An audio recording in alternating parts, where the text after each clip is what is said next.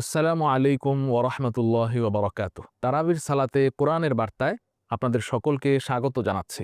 আজকে আমরা ২৭তম তারাবিতে ৩০তম পারা তেলাওয়াত করব ইনশাআল্লাহ তাআলা। সম্মানিত দর্শক ও শ্রোতা, আজকের রাতটা বেশ তাৎপর্যপূর্ণ একটি রাত। ২৭শে রমজানের রাত। হাদিসের ভাষায় এবং সহিহ হাদিসগুলো লক্ষ্য করলে দেখা যায় আজকের রাত শবে কদর হওয়ার সমূহ সম্ভাবনা রয়েছে। তো আমরা এই রাতের সর্বোচ্চ ব্যবহার করব, কারণ একটি রাত যদি আমি ব্যবহার করতে পারি নেক আমলের মধ্যে, একটি রাত যদি আমি নেক আমল ভালো কাজের মধ্যে কাটাতে পারি, তাহলে আল্লাহর ঘোষণা খায়রুম মিন আলফি শাহর, এক রাতে আল্লাহ তাআলা হাজার মাসের চাইতে বেশি নেক আমল, বেশি সওয়াব দান করবেন। তাই আসুন আমরা এই রাতের যথাযথ ব্যবহার করি। পাশাপাশি শুধু ২৭-এর রাত না, বেজর রাতগুলোতে নবী সাল্লাল্লাহু আলাইহি ওয়াসাল্লাম শবে কদর তালাশ করতে বলেছেন। আমরা বেজর রাতে বেশি বেশি নেক আমল করার চেষ্টা করি। সর্বশেষ আপনাদের কাছে আজকের রাতে আমরা ৩০তম পারা নিয়ে আলোচনা করব। ৩০তম পারা মানে হচ্ছে কোরআনের খতম শেষ হয়ে গেল। জানি না আগামী বছর আবার আমরা তারাবি পড়তে পারবো কিনা, আবার আমরা এভাবে কোরআন তেলাওয়াত শুনতে পারবো কিনা। আল্লাহ, তোমার কাছে ফরিয়াদ করি, এই যে আমরা কষ্ট করে রমজান, সারাটা রমজান দাঁড়িয়ে দাঁড়িয়ে কোরআন তেলাওয়াত শুনেছি, আমাদের এই তারাবিকে তুমি কবুল করে নাও এবং সামনের রমজান যেন আমরা লাভ করতে পারি। সামনের রমজানে যেন আবারও তোমার সান্নিধ্য, তোমার ইবাদত করে জান্নাত কামাই করতে পারি, সে তৌফিক আমাদেরকে দান করো। প্রিয় দর্শক ও শ্রোতা, এই আকুতি মিনতি আল্লাহর কাছে জানিয়ে আজকে আমরা শুরু করতে যাচ্ছি ৩০তম পারার সারসংক্ষেপ। প্রথমেই বলে নেই, এই পারার মধ্যে মোট ৩৭টি সূরা আল্লাহ তাআলা নাজিল করেছেন।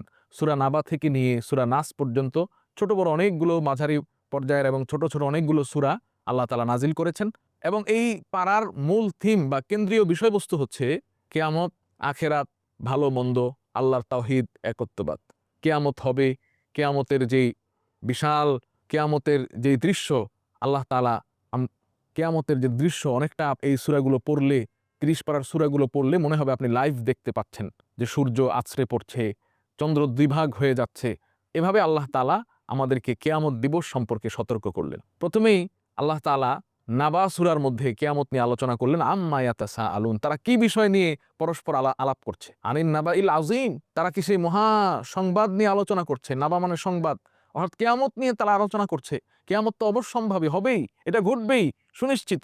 আল্লাহ তাআলা তিনি এরপরে এই পৃথিবীর সৃষ্টি রহস্য সম্পর্কে আলোচনা করলেন, যে তিনি এই জমিনকে কিভাবে বানিয়েছেন, এই পাহাড় কিভাবে বানিয়েছেন, এই রাত বানিয়েছেন, দিন বানিয়েছেন। সব কিছু বলার পরে আল্লাহ তাআলা ভালো মানুষ যারা, তাদেরকে আল্লাহ তাআলা দান করবেন ওয়া হাদাইকা আনাবা ওয়া কাওয়াইবা আতরাবা। হাদাইক মানে তাদেরকে বিশাল বিশাল বাগান দান করবেন, তাদেরকে জান্নাত দান করবেন। এগুলো নিয়ে আলোচনা করলেন। মোট কথা, কিয়ামত দিবসের আলোচনাই এই সূরার মুখ্য উদ্দেশ্য। এরপরে সূরা নাজিআত। সূরা নাজিআতে আল্লাহ সুবহানাহু ওয়া তাআলা প্রথমেই ৫টি বিষয়ের শপথ করলেন। মৃত্যু ফেরেশতার শপথ, তারা কিভাবে, যারা নেককার তাদের রূহটা কিভাবে কবজ করে, এবং যারা বদকার, যারা খারাপ মানুষ, যারা দুনিয়াতে অসৎ ব্যক্তি হিসেবে ছিল, যারা দুনিয়াতে অসৎ ব্যক্তি হিসেবে ছিল, তাদের রূহটা কিভাবে কবজ হবে, আল্লাহ তাআলা এটাও আলোচনা করলেন। ওয়ান্নাজিআতি গরকা ওয়ান্নাশিতাতি নাশতা, যারা নেককার না, যারা বদকার, যারা আল্লাহর নাফরমান, তাদের রূহগুলো টেনে হিচড়ে বের করে ফেলা হবে। আর যারা নেককার বান্দা, তাদের রূহগুলোকে বড় আস্তে, মোলায়েম ভাবে, খুব আরামের সাথে তাদের রূহগুলোকে বের করে আনা হবে। অতএব প্রিয় ভাইরা আমার, এই সূরা নাজিআতের প্রথম আয়াত, যেগুলো হৃদয় নাড়া দেয়া, কলিজা নাড়া দেয়া আয়াত, আপনি মৃত্যুটা ভালো হোক এটা যদি চান, তাহলে আপনি সুন্দর জীবন কাটাতে হবে। আপনার জীবন যদি সুন্দর হয়, আপনার মৃত্যুও সুন্দর হবে। আপনার জীবন যদি অসুন্দর হয়, তাহলে আপনার মৃত্যুটাও অসুন্দর হবে। মৃত্যুটাও বড় নির্মম, কঠিন মৃত্যু হবে। তাই আসুন আমরা একটা সুন্দর জীবন, একটা যাপিত সুন্দর জীবন গঠন করার চেষ্টা করি, যে জীবন হবে গ্লোরির জীবন, সুন্দর জীবন। সূরা নাজিআতের ২৫ নম্বর আয়াতে আল্লাহ তাআলা ইতিহাসের একজন কুখ্যাত ক্যারেক্টার, কুখ্যাত চরিত্র ফেরাউনের কথা আলোচনা করলেন এবং বললেন ফাআখাযাহুল্লাহু নাকালাল আখিরাতি ওয়াল উলা, যে তাকে আল্লাহ তাআলা ইহকালীন এবং পরকালীন উভয় দণ্ডে দণ্ডিত করলেন, উভয় শাস্তি তাকে দিলেন। অর্থাৎ ফেরাউন দুনিয়াতেও পানিতে ডুবে মরেছে, আবার আখিরাতেও তার জন্য অনন্তকালের শাস্তি আছে। তো এই আয়াতটা আমাদেরকে এই সংবাদ দিয়ে যায় যে পৃথিবীতে যত বড় নেতা হোক, যত বড় প্রধানমন্ত্রী, প্রেসিডেন্ট হোক, কিন্তু ঈমান যদি তার না থাকে, তাহলে সে কখনো সফল কাম নয়, বরং তার ধ্বংস অনিবার্য। অতএব ঈমানের মতো এই মহাদৌলত আমাদেরকে সংরক্ষণ করে রাখতে হবে। এরপরের যে সূরা, এই সূরাটি হচ্ছে সূরা আবাসা। সূরা আবাসার 34-35 থেকে নিয়ে বেশ কয়েকটি আয়াতে আল্লাহ তাআলা কিয়ামত দিবসের একটি মর্মস্পর্শী দৃশ্যের অবতারণা করেছেন। আল্লাহ বলছেন, ইয়াউমা ইয়াফিরুল মারউ মিন আখিহ। কিয়ামত দিবসে তুমি দেখবে যে এক ভাই আরেক ভাইয়ের কাছ থেকে পলায়ন করছে, পালিয়ে যাচ্ছে। মা তার সন্তানকে চিনছে না, বাবা তার সন্তানকে চিনবে না। কেন? কারণ সেদিন যদি কেউ কাউকে স্বীকারোক্তি দেয় যে হ্যাঁ তুমি আমার সন্তান ছিলে, সন্তান যদি কোনো নেক আমল চেয়ে বসে যে আমার একটা আমলের জন্য আমি জান্নাতে যাওয়া আটকে আছে, আমাকে একটা আমল দেন, এই একটা আমল যেন সে চাইতে না পারে, একটা নেকের কাজ যেন সে চাইতে না পারে, এই জন্য বাবা তার সন্তানকে অস্বীকার করে বসবে, মা তার সন্তানকে অস্বীকার করে বসবে, ভাই তার ভাইয়ের কাছ থেকে পালিয়ে যাবে। আমার কাছে কিয়ামত দিবসের সবচেয়ে মর্মস্পর্শী আয়াত মনে হয় এগুলোকে, যে মা তার সন্তানকে এত কষ্ট করে লালন পালন করেছে, সন্তানের সামান্য পরিমাণ কষ্ট হোক এই মা তার জীবদ্দশায় সহ্য করেনি, সেই মা তার সন্তান থেকে পালিয়ে যাবে, সন্তান তার বাবার থেকে পালিয়ে যাবে। এরকম একটা দিন আমাদের জন্য অপেক্ষা করছে। আমাকে আপনাকে ভাবতে হবে যে আমি সেই দিনের জন্য কি করলাম। কিয়ামত দিবসের জন্য আমি কি রেডি? আমি কি প্রস্তুত? আজকে যদি আমি মারা যাই তা আমার জন্য তো কিয়ামত এখন থেকেই শুরু হয়ে গেল। আমি কতটুকু সেই কিয়ামত দিবসের জন্য নিজেকে প্রস্তুত করেছি? নবী সাল্লাল্লাহু আলাইহি ওয়াসাল্লাম হাদিসের মধ্যে বলছেন, সাবাআতুন ইউযিল্লুহুমুল্লাহু ইয়াওমাল কিয়ামাতি লা যিল্লা ইল্লা যিল্লু। 7 শ্রেণীর মানুষকে আল্লাহ তাআলা ভিআইপি প্যান্ডেলের নিচে তার আরশের ছায়ায় আশ্রয় দিবেন। আমার আমল কি সেই 7 শ্রেণীর অন্তর্ভুক্ত নাকি জাহান্নামীদের অন্তর্ভুক্ত হয়ে আছে? আমাকে চিন্তা করতে হবে ভাই। প্রিয় বন্ধু, আমাকে চিন্তা করতে হবে। শুধু রঙের ঘোড়া দৌড়ালে হবে না, আমাকে ভাবতে শিখতে হবে। সূরা তাকবীর কিয়ামত দিবসের যেন লাইভ দৃশ্য। আল্লাহ তাআলা কিয়ামত দিবসের 12টি দৃশ্যের অবতারণা এই সূরার মধ্যে করেছেন। ইদা শামসু কুব্বিরাত, যখন সূর্য আলোহীন হয়ে যাবে, ওয়া ইদান নুজুমু কাদারাত, এবং তারকাগুলো খুশি খুশি পড়তে থাকবে। এরকম পাহাড়ের অবস্থা কি হবে, আকাশের অবস্থা কি হবে, সবকিছু আল্লাহ তাআলা এই সূরার মধ্যে বলে দিলেন। তো এই সূরাটাকে আপনি কিয়ামত দিবসের লাইভ দৃশ্য বলতে পারেন, যেন আপনার চোখের সামনে ভাসছে আপনি যদি সূরাটা পড়েন, দেখবেন। এরপর সূরা ইনফিতারের 6 নম্বর আয়াত, একটা মর্মস্পর্শী, হৃদয়স্পর্শী, কলিজায় আঘাত লাগার মতো একটা আয়াত। আল্লাহ তাআলা মানুষকে লক্ষ্য করে বলছেন, ইয়া আইয়ুহাল ইনসান মা গররাকা বিরব্বিকাল কারীম। হে মানুষ, তোমাকে সেই মহান রব সম্পর্কে, দয়ালু রব সম্পর্কে কে ধোঁকা দিল? তুমি কেন তোমার রব থেকে দূরে সরে আছো? তোমার চাকরি, তোমার ব্যবসা, তোমার প্রফেশন, তোমার জব, এগুলো তো ক্ষণস্থায়ী, তোমার রব তো চিরস্থায়ী। তুমি কেন এই ক্ষণস্থায়ী দুনিয়ার মোহে পড়ে তোমার রবকে ভুলে যাচ্ছ? ইয়া আইয়ুহাল ইনসান মা গররাকা বিরব্বিকাল কারীম। কে তোমাকে ধোঁকা দিচ্ছে? সেই মহান রব, যে মহান রব তোমাকে এত সুন্দর আকৃতিতে সৃষ্টি করেছেন, মানুষ বানিয়েছেন। তোমাকে তো চাইলে তিনি জন্তু বানাতে পারতেন, কুকুর বিড়াল বানাতে পারতেন, ছাগল বানাতে পারতেন। কুকুর যদি বানাতেন তাহলে রাস্তায় রাস্তায় ঘুরতে হতো, বিড়াল বানাতে হলে রাস্তা রাস্তায় ঘুরতে হতো, ময়লা খেয়ে জীবন ধারণ করতে হতো, ছাগল, গরু, ভেড়া এগুলো বানালে মানুষের গোলামি করে জীবন কাটিয়ে দিতে হতো। কিন্তু আল্লাহ তাআলা তোমাকে সৃষ্টির সেরা জীব বানিয়েছেন, সুস্থতার সাথে হায়াত দিয়েছেন। এরপরেও তুমি তোমার সেই মহান রবের দিকে ফিরবে না? আল্লাহ তাআলা যেন এই আয়াতের মধ্যে আমাদেরকে এভাবে বারবার ডেকে যাচ্ছেন, ইয়া আইয়ুহাল ইনসান মা গররাকা বিরব্বিকাল কারীম। 6 নম্বর আয়াত বড় মর্মস্পর্শী, বড় হৃদয়স্পর্শী, কলিজায় লাগার মতো কথা। আমাদেরকে হৃদয়ঙ্গম করতে হবে প্রিয় দর্শক ও শ্রোতা। এ পর্যায়ে আমরা সূরা বুরুজ নিয়ে আলোচনা করব। সূরা বুরুজে আল্লাহ তাআলা একটি ঐতিহাসিক ঘটনার অবতারণা করলেন। এই ঘটনাটি এখন বিস্তারিত বলার সুযোগ নেই, শুধুমাত্র আমরা এর মেইন পয়েন্টটা জানবো যে পবিত্র কোরআনে কারিমে যতটুকু আলোচনা হয়েছে যে সত্যের জন্য, সত্যকে প্রতিষ্ঠিত করার জন্য কিভাবে একদল মানুষ আগুনে ঝাঁপ দিয়েছে, তাদেরকে আগুনে নিক্ষেপ করা হয়েছে, কিন্তু তারপরেও তারা ইসলাম ছাড়েনি, দিন ছাড়েনি। আল্লাহ তাআলা এই ঘটনাটাই সূরা বুরুজের মধ্যে আলোচনা করলেন। ইতিহাসের সবচেয়ে হৃদয়স্পর্শী ঘটনার মধ্যে একটা। এই ঘটনা কোরআনের অন্য কোথাও নেই। ঘটনাটি ইতিহাসের ভাষায় আমরা আসহাবুল উখদুদ নামে চিনতে পারি। আসহাবুল উখদুদ মানে গর্তওয়ালা। একজন ধর্মযাজক, ঈসা আলাইহিস সালাতু ওয়াস সালাম পরবর্তী যুগের একজন জালেম বাদশা ছিল, একজন অত্যাচারী শাসক। সে ঈসা আলাইহিস সালাতু ওয়াস সালামের ধর্ম প্রচারিত হতে দেখে মানুষকে সে নির্বিচারে গণহত্যা চালিয়েছে। এমনকি একটা পর্যায়ে সে একজন দুগ্ধপোষ্য শিশু সহ মাকে সবাইকে গর্ত করে সেই গর্তের মধ্যে আগুন জ্বালিয়ে সবাইকে ফেলে দিচ্ছে। তখন মা তার সন্তানকে বাঁচানোর জন্য তিনি বলে ফেলছিলেন যে না, আমি সত্য ধর্মে বিশ্বাস করি না। কিন্তু দুগ্ধপোষ্য শিশু যে কথা বলতে পারে না, আল্লাহ তার মুখ থেকে কথা বলিয়ে দিলেন। সে বলল, মা আপনি সত্যের উপরে আছেন, ঝাঁপ দেন, ইনশাআল্লাহ যা হবার হবে। আল্লাহ তাআলা এই ঘটনাটাকে, এই ঈমানী দৃশ্যকে এতটা পছন্দ করেছেন যে আল্লাহ তাআলা সূরা বুরুজের মধ্যে এটা উল্লেখ করেছেন। ঈমান জাগা নিয়ে একটি ঘটনা, ইমান জাগা নিয়ে একটি ঘটনা, যেই ঘটনার পরতে পরতে আমাদের জন্য শিক্ষা আছে। আজকে ইমান আনার কারণে, ইসলামকে ধারণ করার কারণে ফিলিস্তিনের ভাইয়েরা, অনেক দেশের ভাই বোনেরা, ফিলিস্তিনের গাজার নারী শিশুরা পর্যন্ত না খেয়ে অনাহারে মারা যাচ্ছে, কিন্তু তারপরেও তারা ইমানের প্রশ্নে তারা আপোষহীন থেকে যাচ্ছে। আমাদেরকে এর থেকে শিক্ষা গ্রহণ করতে হবে যে যুগে যুগে যুগে যুগে জালিম অত্যাচারীরা ইমানকে নিভিয়ে দেওয়ার জন্য, ইমানের প্রদীপকে নিভিয়ে দেওয়ার জন্য তারা ষড়যন্ত্র চালাবে, কিন্তু আমাদেরকে ইমানের উপরে অটল অবিচল থাকতে হবে। সূরা শামসের কিছু বিষয় নিয়ে আলাপ করতে চাই। সূরা শামসে আল্লাহ তাআলা 11টি শপথ করে একটা কথা বললেন, ওয়াশ-শামসি ওয়া দুহাহা ওয়াল কমারি ইযা তালাহা, সূর্যের শপথ, চন্দ্রের শপথ, বিভিন্ন কিছুর শপথ করে আল্লাহ তাআলা শেষে বললেন 9 নম্বর 10 নম্বর আয়াতে, কদ আফলাহা মান যাক্কাহা।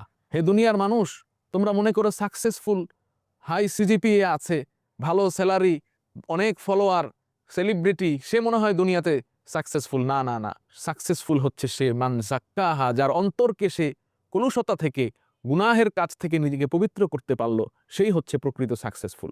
সেই আখেরাতে দেখবে যে তার জন্য বিশাল জান্নাত অপেক্ষা করছে। অতএব আমার অন্তরটা হিংসা থেকে, ক্রোধ থেকে, বিদ্বেষ থেকে, শত্রুতা থেকে, শিরিক থেকে মুক্ত কিনা, এটা আমাকে যাচাই করতে হবে।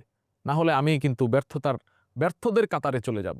আল্লাহ তাআলা সূরা শামসের মধ্যে এগুলো নিয়েই আলোচনা করলেন। এরপরে সূরা আলাক নিয়ে কিছু আলোচনা না করলেই নয়। সূরা আলাক এর প্রথম 5টি আয়াত ইসলামের ওহির সূচনা এই আয়াত দিয়ে হয়েছে। ইকরা বিসমি রাব্বিকাল্লাযী খালাক, খালাকাল ইনসানা মিন আলাক। আল্লাহ তাআলা প্রথম যে আয়াত দিয়ে কোরআন নাজিল করলেন, সেখানেই আল্লাহ বললেন ইকরা, পড়ো, বিসমি রাব্বিকাল্লাযী খালাক, সেই প্রতিপালকের নামে যিনি তোমাকে সৃষ্টি করেছেন। তো এখানে দুটো বিষয় আমাদের লক্ষণীয়। ইসলামে প্রথম নির্দেশ ছিল কোরআনের ইকরা, পড়ো। তার মানে পড়াশোনা এটা জ্ঞানের হাতিয়ার। ইসলাম সব সময় জ্ঞানকে সম্মান করে এসেছে। অতএব পড়াশোনা না করলে জ্ঞানের মশাল আপনি জ্বালাতে পারবেন না, ইসলামের মশাল আপনি জানাতে পারবেন না। তাই পড়াশোনা করা, জেনে বুঝে ইসলামের সৌন্দর্যকে উপলব্ধি করা, এটার স্বাদই আলাদা। একটা হচ্ছে আপনি জন্মসূত্রে মুসলমান, বাস আপনি ওইভাবে না জেনে না বুঝে আমল করলেন, হ্যাঁ, এর দ্বারা আপনি নাজাত পেয়ে যাবেন, মুক্তি পেয়ে যাবেন, কোনো সন্দেহ নাই।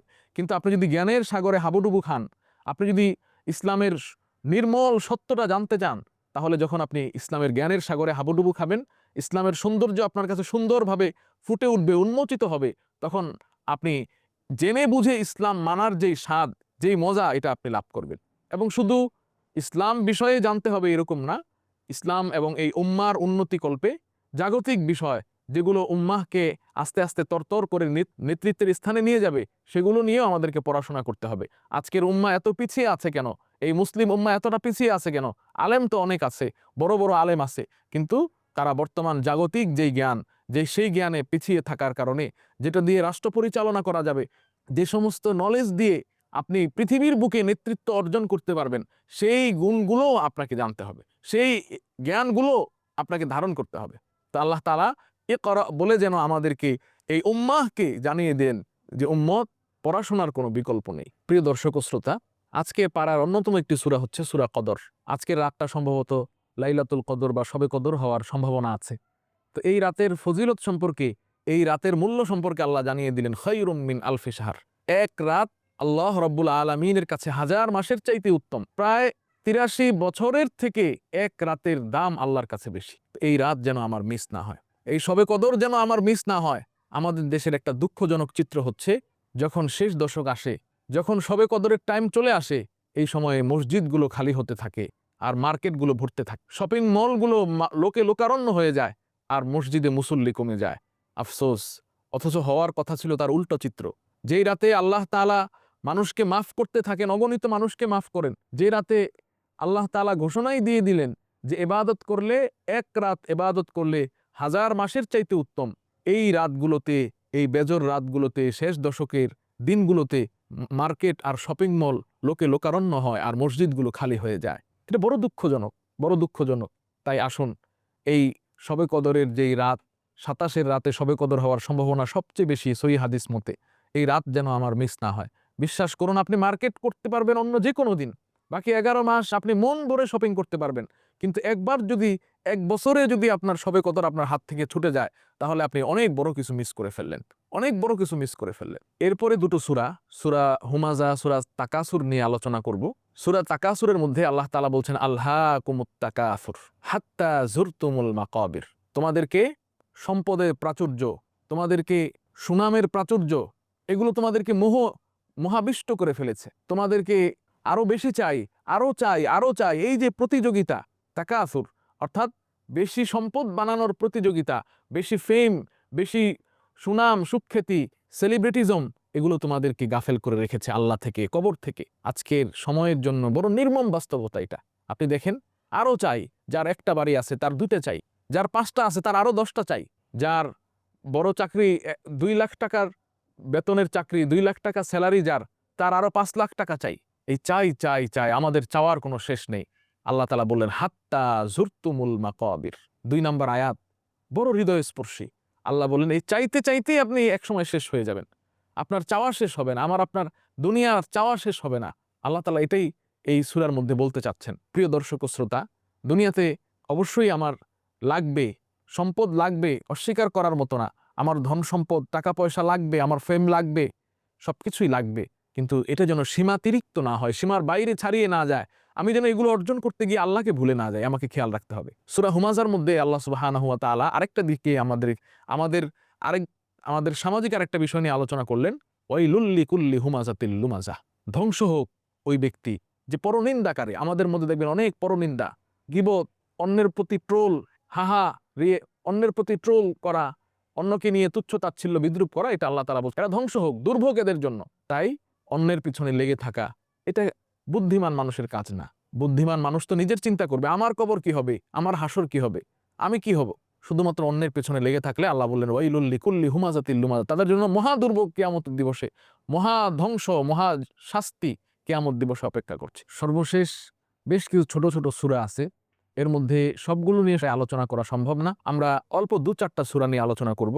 প্রথমেই সূরা আসর। আল্লাহ তাআলা প্রথমে সময়ের কসম করে বললেন, ইন্নাল ইনসানা লাফি খুসর, সকল মানুষ ক্ষতিগ্রস্ত, তবে ইল্লাল্লাযীনা আমানু, যারা ঈমানদার, ওয়া আমিলুস সালিহাত, যারা নেক আমল করলো, ওয়া তাওয়াসাউ বিল হাক্কি ওয়া তাওয়াসাউ বিস সবর, পরস্পর সত্যের উপদেশ দিবে এবং যারা পরস্পর ধৈর্যের উপদেশ দিবে। এই 4 বৈশিষ্ট্য যাদের মধ্যে আছে, তারা ধ্বংস থেকে বেঁচে যাবে।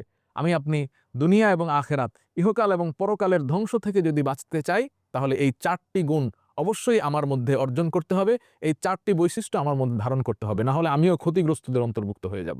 এরপরে সূরা ইখলাস, কুল হুয়াল্লাহু আহাদ, এই সূরাটি আমরা সবাই জানি। আল্লাহ রাসূল সাল্লাল্লাহু আলাইহি ওয়াসাল্লাম বলছেন সুলুসুল কোরআন, এই কোরআনটি আল্লাহ রাসূল সাল্লাল্লাহু আলাইহি ওয়াসাল্লাম বলছেন সুলুসুল কোরআন, এই সূরাটি একবার পড়লে পবিত্র কোরআনের 10 পারা তেলাওয়াত করার সওয়াব আল্লাহ তাআলা দান করবেন। কেউ যদি 3 বার পড়ে, তাহলে নগদ 1 খতম কোরআন পড়ার সওয়াব আল্লাহ তাআলা তার আমলনামায় দান করবেন। তো রমজানে আমরা কোরআনের সাথে থাকার যেহেতু বেশি বেশি চেষ্টা করি, হাঁটছি, অফিসে আছি, বসে আছি, কোনো কাজ নেই, এই সূরাটি আমরা পড়তে থাকি। জ্যামে বসে আছি, ডাক্তারের কাছে গিয়েছি, ডক্টর ব্যস্ত আছেন, ওয়েটিং লিস্টে আছে, আমি সূরাটা পড়তে থাকি। যত পড়বো ততই খতমের সওয়াব আমার আমলনামায় লেখা হতে থাকবে। এরপরে সূরা ফালাক এবং সূরা নাস, অত্যন্ত গুরুত্বপূর্ণ দুটো সূরা। রাসূলুল্লাহ সাল্লাল্লাহু আলাইহি ওয়াসাল্লাম বলছেন যে সূরা ইখলাস, সূরা ফালাক এবং সূরা নাস যে সকাল সন্ধ্যা পড়বে, আমল করবে, এগুলো পরে ফু দিবে শরীরে, আল্লাহ তাআলা তাকে সকল ধরনের বিপদ আপদ, বালা মুসিবত থেকে হেফাজত করবেন। আসুন আমরা এই সূরার আমল বেশি বেশি করি। প্রিয় দর্শক ও শ্রোতা, এই পারার সারসংক্ষেপ আলোচনা করার মাধ্যমে আমরা এই আমাদের তারাবির সালাতে কোরআনের বার্তার এই প্রোগ্রামটি শেষ করছি। সর্বশেষ আপনাদের সকলের কাছে বিনীত নিবেদন, রমজান তো চলে যাচ্ছে, রমজানের প্রকৃত হককে আমি আদায় করতে পারলাম? রমজান আল্লাহ তাআলা যে কারণে আমাকে গিফট হিসেবে দিয়েছিলেন, 11 মাস গুনাহ করেছি, এই গুনাহগুলো যেন আমি মাফ করাতে পারি, এজন্যই তো আল্লাহ তাআলা রমজান দিয়েছে। 11 মাস আমি জাহান্নামের পথে ছিলাম, আমি যেন জান্নাতের পথে উঠতে পারি, এজন্যই তো আমাকে রমজান আল্লাহ তাআলা দিয়েছেন। আমি কি রমজানের যথাযথ ব্যবহার করতে পেরেছি? এই প্রশ্ন আমাদের আজকে সবার করতে হবে। আর 2-1টা দিন রমজান আছে, আমাকে সর্বোচ্চ কাজে লাগিয়ে যেভাবেই হোক রমজানের মধ্যে আমাকে ক্ষমা নিতেই হবে। এই রমজানে জাহান্নাম থেকে আমাকে বাঁচতেই হবে, এই রমজানে আমার জান্নাত কামাই করতেই হবে। এই আশাবাদ ব্যক্ত রেখে আজকের এই অনুষ্ঠান থেকে বিদায় নিচ্ছি। আসসালামু আলাইকুম ওয়া রাহমাতুল্লাহি ওয়া বারাকাতুহু।